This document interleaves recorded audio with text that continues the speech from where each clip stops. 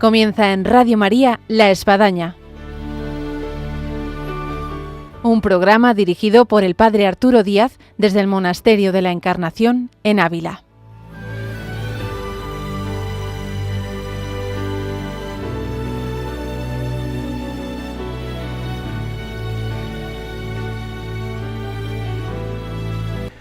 Hola, buenos días, les habla el Padre Arturo Díaz, bienvenidos a La Espadaña y como último viernes de mes y este mes de mayo, mes de la Santísima Virgen, tenemos con nosotros aquí en La Espadaña la vida y obra de San Juan de la Cruz con María Ángeles Álvarez. Así que seguimos en este recorrido con el santo y en este caso por ese convento de Segovia donde pues tanta huella dejó y además tenemos su sepulcro. Bienvenidos a este programa que ahora comenzamos.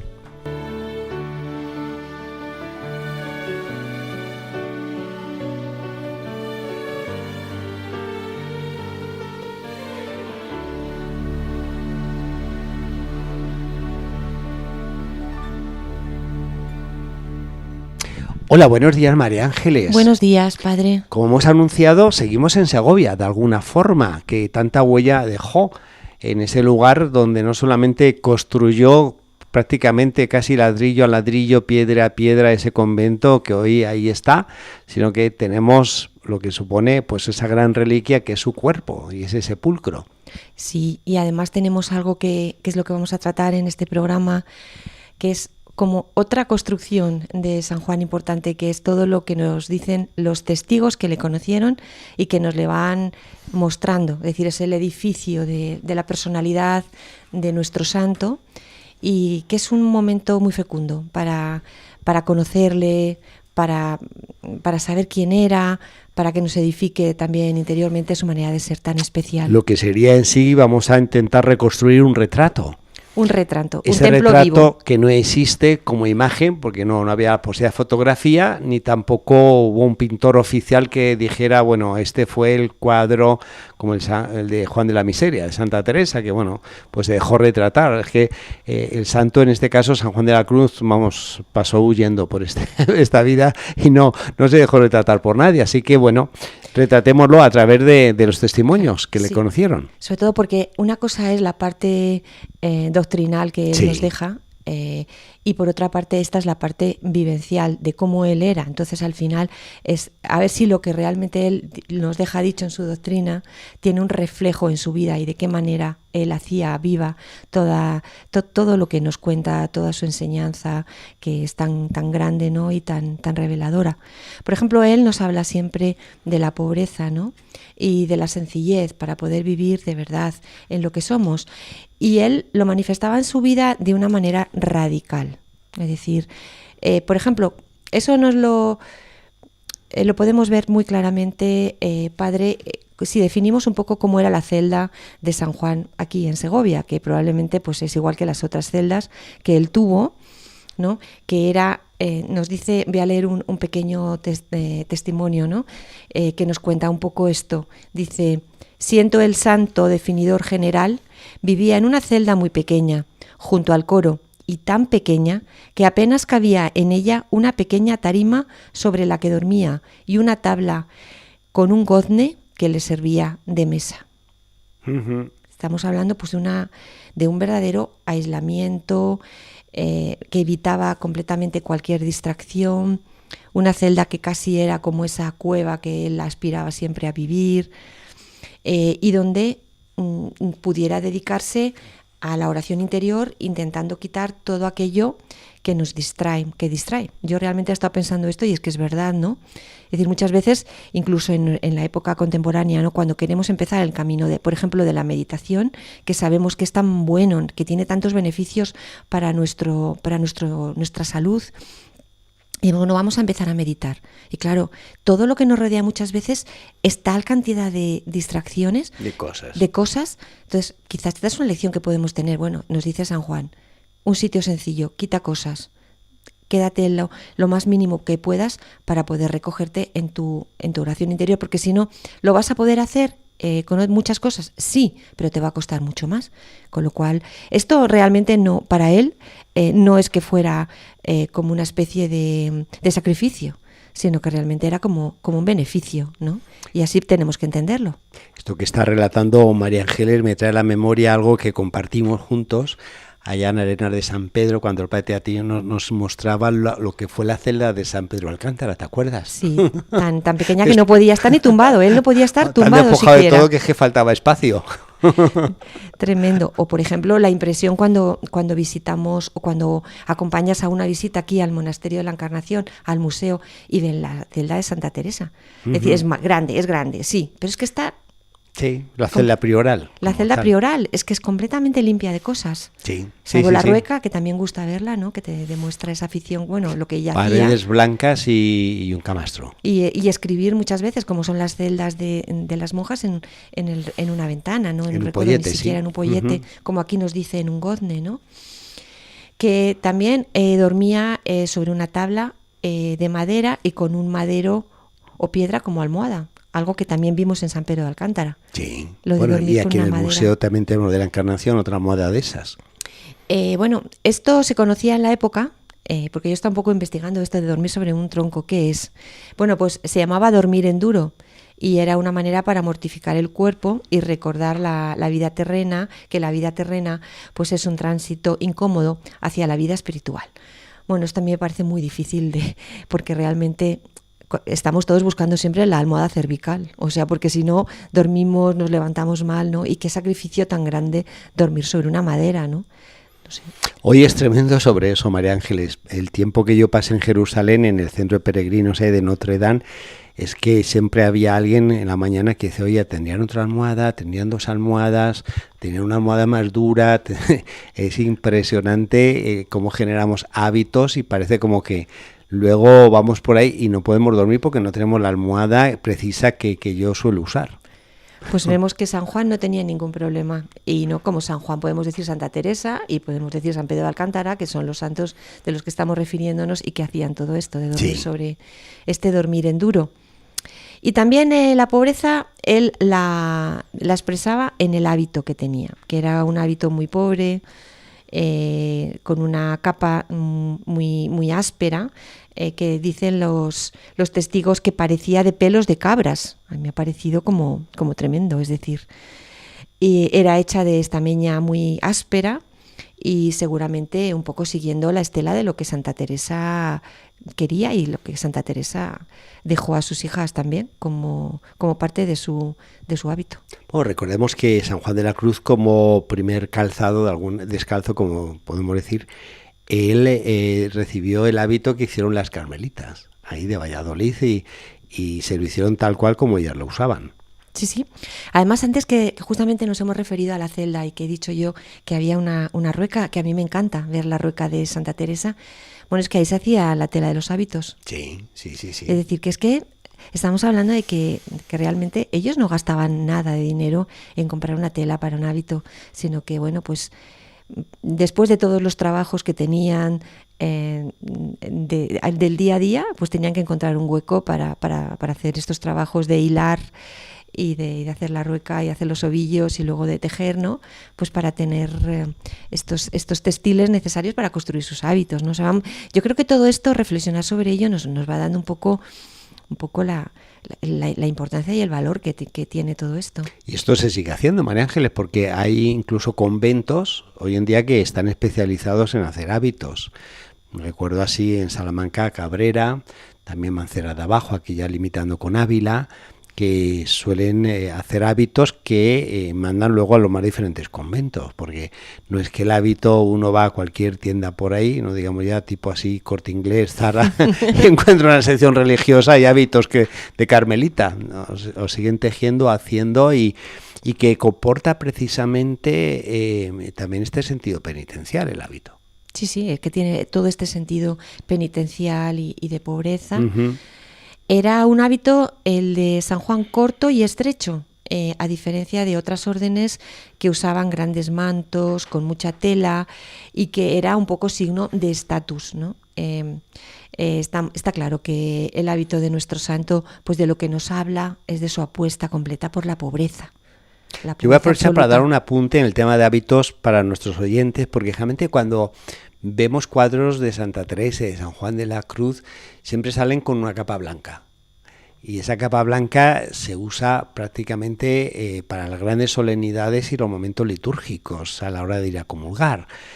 Lo que pasa es que bueno, esto se ha extendido de alguna manera pictórica y también escultórica, y parecería como que no entiendo un hábito de carmelita sin la capa blanca, ¿no? Pero vamos, que es un extraordinario el color, la forma y la ornamentación que da la capa blanca, pero vamos, que es exclusivo para momentos solemnes. Sí, para muy pocos momentos, sí, la verdad, sí, que se el los resto ven nada, muy pocas veces. Pues que te da la ocasión de visitar algún monjas. convento, ¿no? Y lo pueden percibir. Bueno, además la pobreza también se manifiesta en este aspecto de que iba descalzo, que es verdad, o sea que es verdad que iba sin calzado, iba con unas alpargatas cuando le de vio esparto. la Santa Madre, bueno, pues quedó admirada de esa descalcez, en este caso recorriendo caminos y en época de invierno pues pisando sobre nieve. Y que además lo que tenían de calzado eran unas alpargatas de esparto, en las cuales, bueno, no le importaba el frío de Segovia. Es que estamos hablando de Segovia, un sitio muy frío. Estas alpargatas con este esparto que cuando llueve o nieva se calan, se hacen, cogen peso y no hay manera de que se seque. Bueno, pues con todo eso tenemos a nuestro santo todo el día. Y con esto recorrió pues toda España, como hemos dicho, ¿no? 25.000 kilómetros, según data en su libro de San Juan de la Cruz el padre José Vicente Rodríguez. O sea, vamos poniendo todo que va apareciendo esto como una verdadera epopeya de la pobreza de nuestro santo. Pobreza que también se manifestaba en lo que comía. Nos dicen las fuentes estas de Segovia, dicen comía muy poco, y cuando le enviaban de fuera algún regalo, no lo comía, mas dábalo a los religiosos que lo comieran. Es decir, ¿esto qué significa? Pues que él practicaba un ayuno casi permanente, que comía poco y no quería aceptar regalos, ¿no? Me imagino que no es por lo agradecería muchísimo el detalle de la gente de acordarse, pero él quería seguir en esto que se llamaba el ayuno de Cristo, ¿eh? ¿Y en qué consistía? Pues en el caso de San Juan nos dicen los testigos que él comía muy poco y sobre todo un poco de pan y agua y algunas hierbas y legumbres, y que no comía carne. O sea, esta es un poco la dieta que tenemos, ¿no?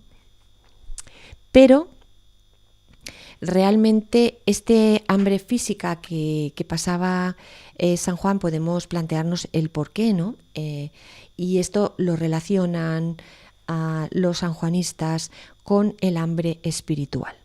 Es decir, ¿por qué hacía este ayuno? Pues porque él tenía ese hambre espiritual, ¿no?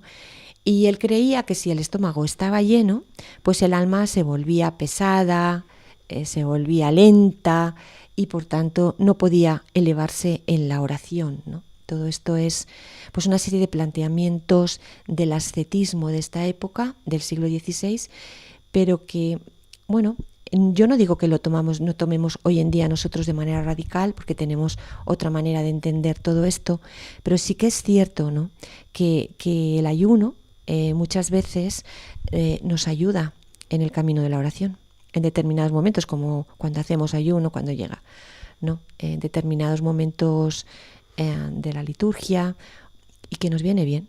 Eso es cierto. Hace unos años en la arquidiócesis de Nueva York el cardenal Dolan vino a propugnar la observancia con más ojo de lo que es el viernes, como un sentido de sacrificio, de reparación, de abstinencia, en fin, creo que es un apartado como que está un poco relegado al tiempo de Cuaresma, a un Viernes Santo, a un miércoles de ceniza, pero bueno, ese sentido de lo que supone el viernes para todo cristiano, y tuvo una gran repercusión. Ya no sé los restaurantes si tomaron un poco de cuenta diciendo que, oye, que nos estás quitando el negocio, ¿no? Sí. Pero vamos, luego los restaurantes tienen también su salida. Recordemos aquí en Ávila, pues qué bonito es los viernes de Cuaresma de lo que es el cocido, ¿no? Sí, en este sentido, el cocido de Cuaresma y el potaje, ¿no? Yeah. En fin, que no cabe duda, que yo creo que es un punto para destacar. Luego hay movimientos en torno, por ejemplo, Medjugorje, que se propugna muchísimo también el ayuno 2 veces a la semana.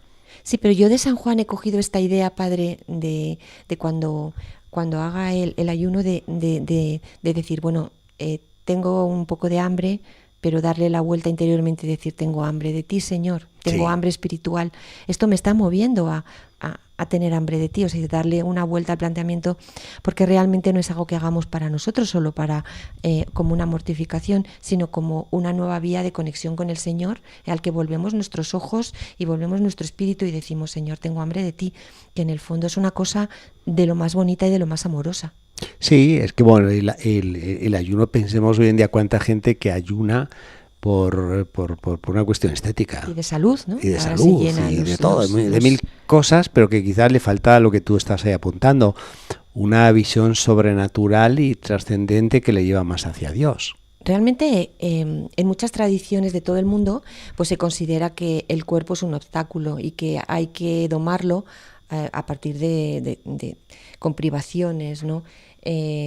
Esto ya viene, padre, pues desde los griegos y los romanos, ¿no? Con todo el estoicismo, ¿no? Que propugnaba todo esto, el sufismo, pues también los derviches mediante el ayuno pues quieren matar el ego y alcanzar pues un estado superior espiritualmente. El budismo, ¿no?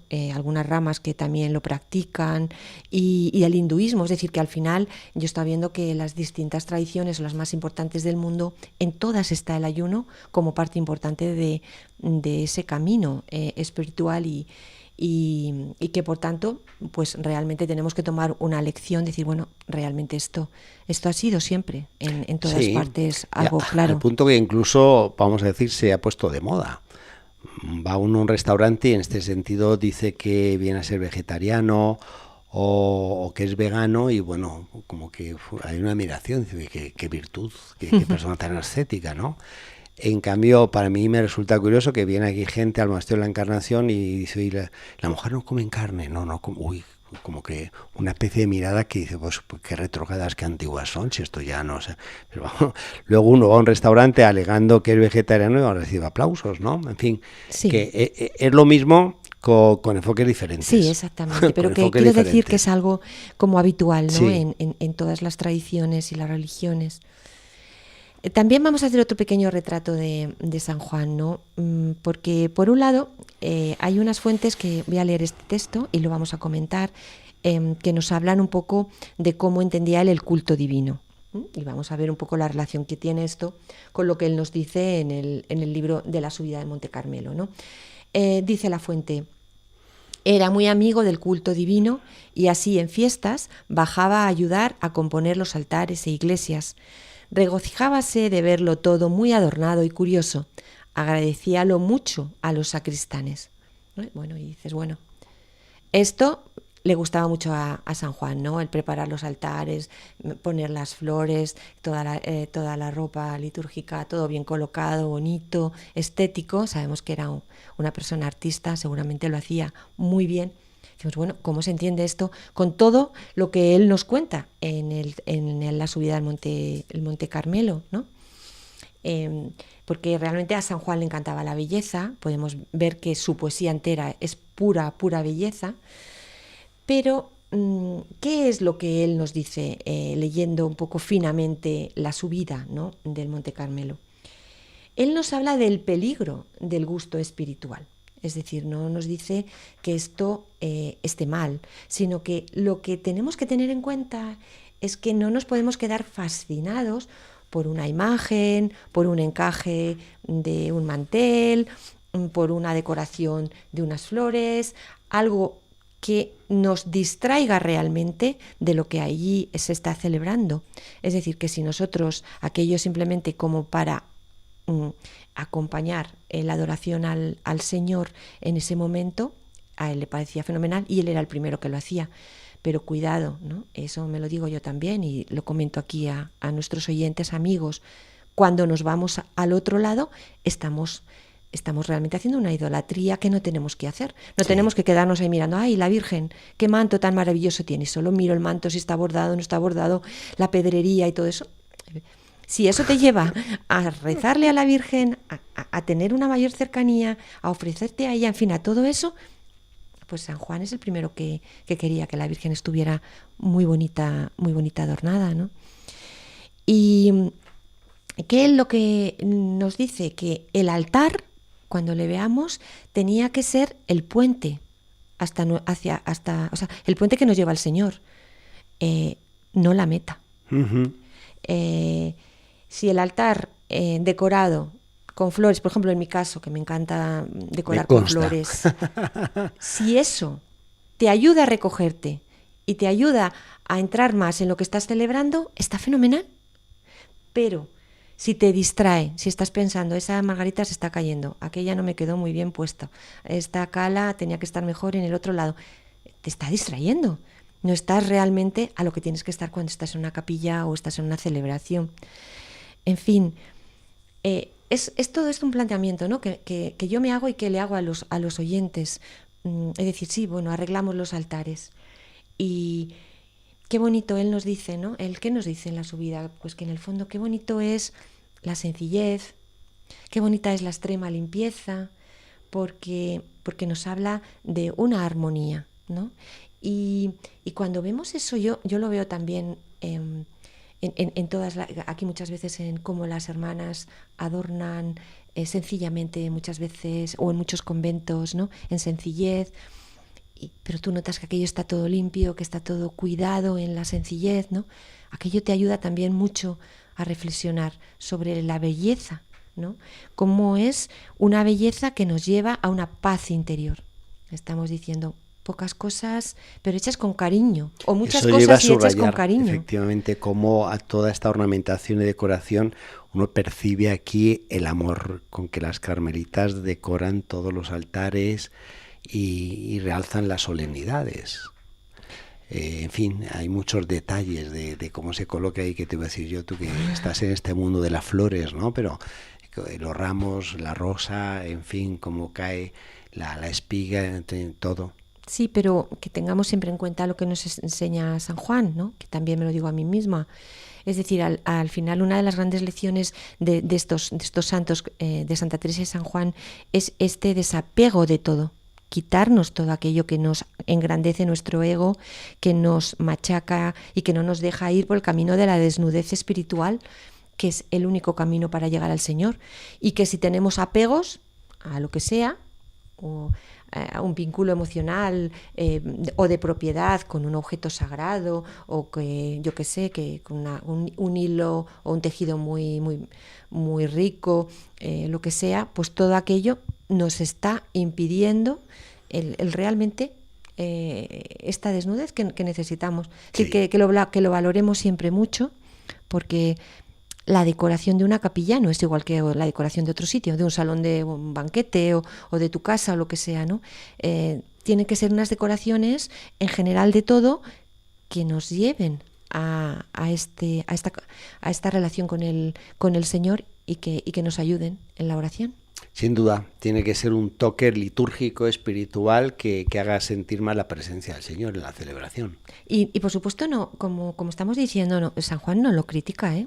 No, para nada. San Juan era un grandísimo artista. Sabemos que era poeta, maravillosísimo poeta, que era dibujante. Tenemos el dibujo aquí precioso que luego inspiró a Dalí y a tontos de San Juan.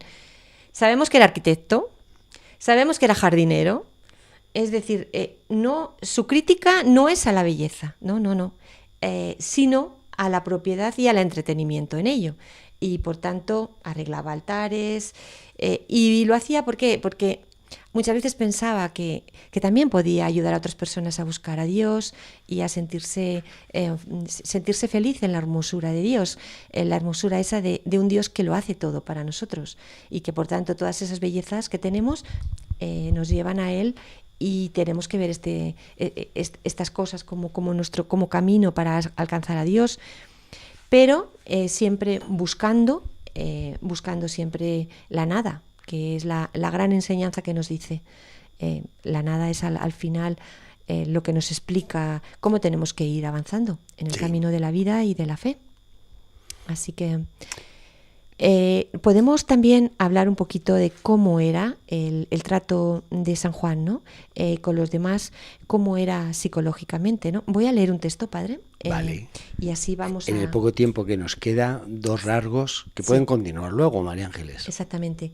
Dice, notó este testigo que con ser el santo padre apacible, alegre y enemigo de ver a sus súbditos melancólicos, jamás se le vio reírse descompuestamente, más que en lugar de la risa, unos veían en el rostro y en el semblante una alegría apacible. Ni tampoco jamás se le vio melancólico, ni con el rostro torcido, para consigo o con sus súbditos, mas siempre conservaba un trato y aspecto suave y santo. ¡Qué bien! Pues nos deja un semblante maravilloso. Un semblante bueno, nunca retorcido, padre. El colmillo retorcido no existía en San Juan de la Cruz. Una buena fotografía, María Ángeles. Pero, bueno, que tenía esa manera de ser como... tampoco de grandes risotadas ni de grandes alegrías, y que tampoco era para nada melancólico, que ya sabemos que en esta época significa un poco depresivo. No lo era. Muy bien, María Ángeles, pues lo dejamos aquí y quedamos con ganas de más, como siempre, pero será para el próximo programa de Vida Obra en torno a este retrato, a este semblante de San Juan de la Cruz. Vamos a seguir hablando de cómo era nuestro santo, porque nos ayuda mucho, mucho a nosotros. Muchas gracias, María Ángeles.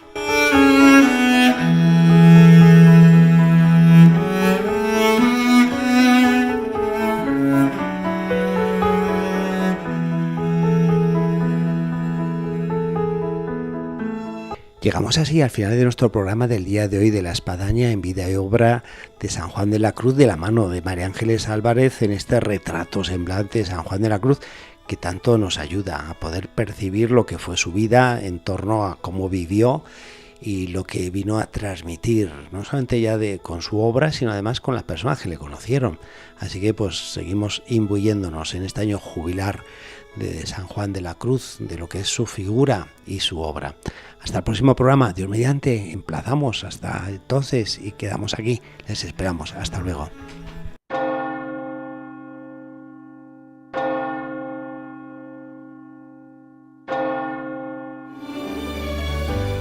Han escuchado en Radio María La Espadaña, un programa dirigido por el padre Arturo Díaz desde el Monasterio de la Encarnación en Ávila.